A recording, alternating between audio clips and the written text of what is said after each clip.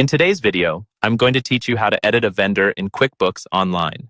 Keeping your vendor information accurate is really important for clean reports, smooth payments, and staying organized. Maybe a vendor changed their email, moved offices, or updated their company name.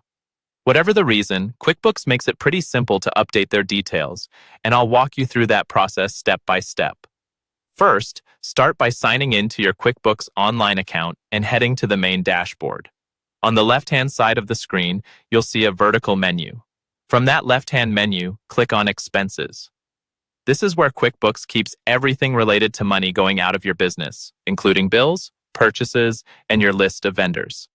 Once you're on the Expenses page, look near the top for the Vendors tab and click on it. This tab shows you a full list of all the vendors you've added to QuickBooks, along with useful details like open balances and recent activity. If you have a long list, you can use the search bar or filters to quickly find who you're looking for.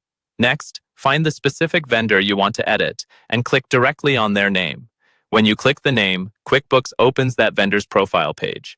Here you'll see their contact details, transaction history, and any other information you've saved for them. In the top right corner of the vendor's profile page, look for the Edit button and click it. This will open the vendor's information in an editable form, allowing you to make changes as needed. Now you can update any of the vendor's details. You might change the company name if they've rebranded, update the email address so invoices and purchase orders go to the right place, or adjust the physical address and phone number if they've moved or changed contact lines. Take a moment to review everything carefully so it matches the latest information you have from the vendor.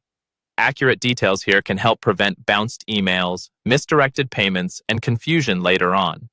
After you've made all the necessary updates, scroll down if you need to and click the Save button to apply your changes.